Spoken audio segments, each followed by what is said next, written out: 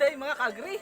Magandang buhay po sa lahat. For today's video, I'm going to teach you how to plant dragon fruit in a concrete pots. But before that, let me shout out sa mga bago nating subscribers. Okay? Hello to all of my new subscribers. Welcome to my channel. Okay? With no further ado, let's do this! Now we are going to start planting dragon fruit in a concrete post. No? Sisimula na po tayo magtanim sa posting konkretong poste ng dragon fruit using manual operation. Okay, of course the materials that we need, the shovel, mas maganda kung meron tayo nung isa, yung tayo doon, yung mas maganda dito, and the digging bareta, para just in case there is hardwood, ay yung maugat na matitigas, ay may pamputol po tayo. Of course, the first step is we need to make a landmark, i-mark yung ating bubutasan hanggang dun lang yung boundaries. Okay, see to it that it fits to the measurement of our post, concrete post that we are going to place in it. Okay, we are going to use. Okay, we will fast track the process so that you will hindi po tayo mainip. You may witness the whole process in doing it. Very simple. Okay, we need in manual operation, you need this type of panghukay. Pwede rin po yung bao, pero ito yung mga reject na lumang cup, old cup. Okay, let's fast track the process.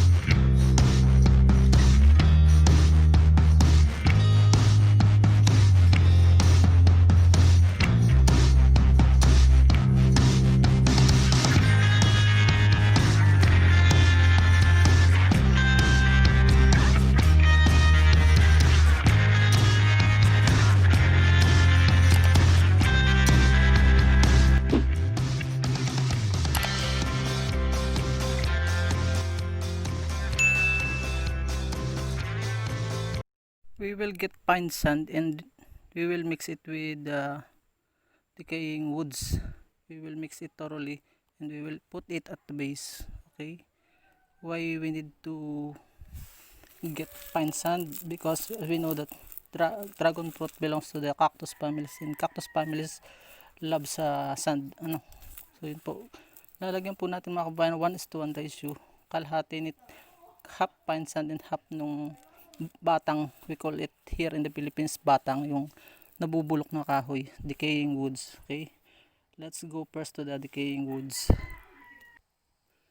This is the decaying woods, so others call it tripwood, so we call it here in Mindoro, Philippines, batang sa amin po, ito mga kababayan, tinatawag natin batang. Bakit natin lalagyan ng batang? Ulitin ko yung sinabi ko kanina, paborito po ng dragon fruit yung may makukuha agad sila, yung ugat nila.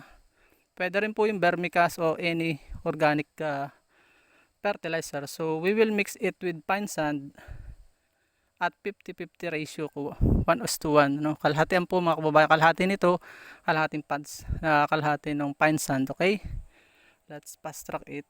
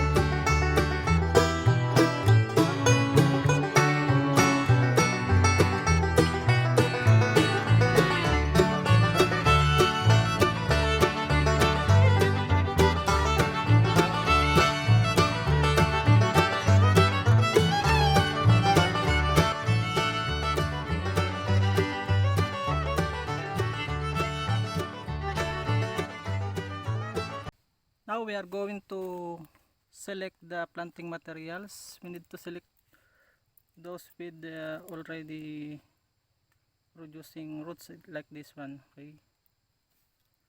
And those are vigorous, yan, and with the potential to grow faster. Ito po yung pagpipili, yung may ugat na mga kababayan. So yun, kailangan po natin ng 4, at least we select 4. This is the ideal one.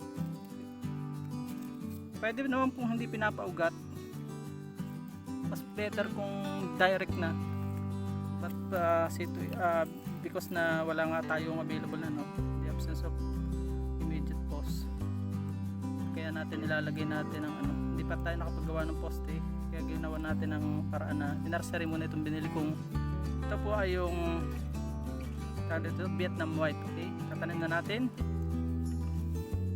tara. In planting dragon fruit, we need to provide at least 4 seedlings of planting materials in both corners, in 4 corners of our dragon post. Okay, make sure na you use nylon to serve as to ensure that the line is straight. Okay, titiyakin natin na tuwid, at we need also plumb bob to ensure that the post is straight, para hindi siya, to make it strong and to ensure that it will last longer. Okay, para masigurado nating matibay at tatagal ang ating poste. So atin na pong susukatin, titiyakin nating tuwid. Both side you need to check at the center, or sides, or 2 sides. Okay, for fixing it, important thing.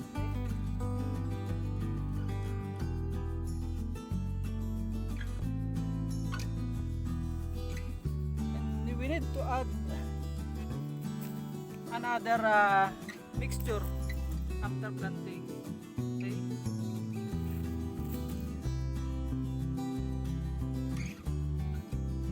be sure that the base is mounted. Medyo bubundukin po natin, papatambukin natin to prevent flooding. Sensitive po yung dragon fruit seedlings, and so much sensitive in too much water. Okay, Be sure to vary it of about at a maximum of 1 inches up to 1 inches only, because of the possibility na mapunggus po yung ating dragon fruit. Okay, iwas punggus po tayo.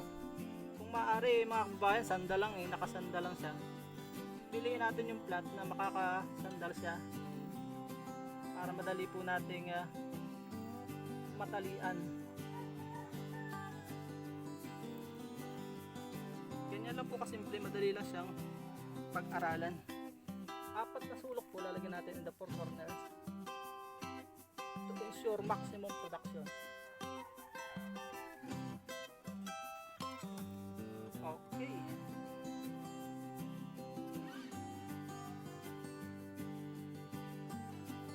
Now we are going to cover it with another mixture.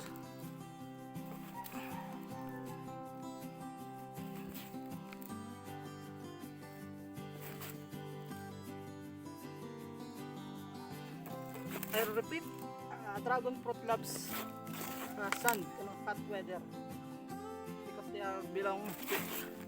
belong to cactus family. Gusto po nila makubayan ng mainit.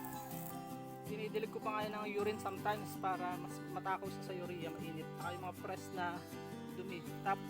Now we are going to tatalian po natin ang dahan-dahan.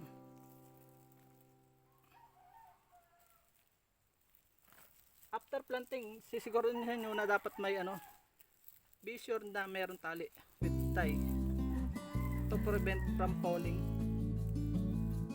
to fix it to our newly established dragon fruit. Okay, from time to time inspect kung after the calamity it falling at wala sa hulog, kung hindi na straight, make it straight. Okay, tuwan natin ang paraan. Tapos we need to place at the base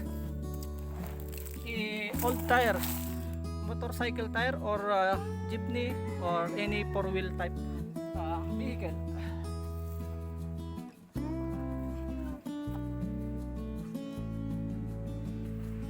At least 2 to 3.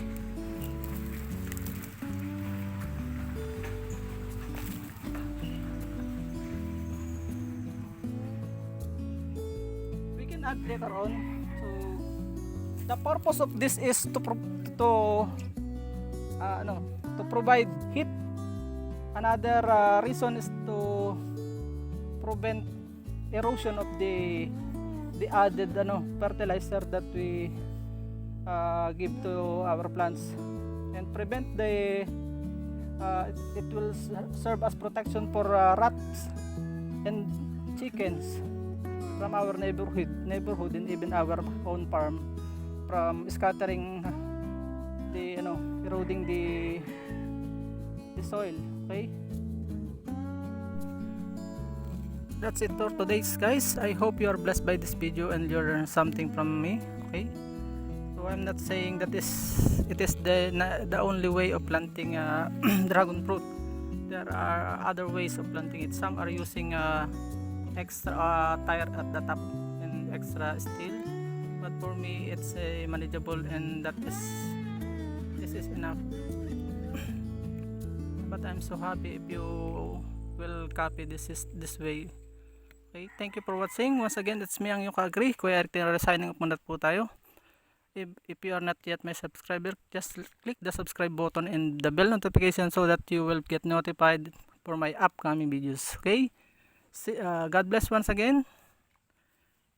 See you in my next video. Bye bye everyone.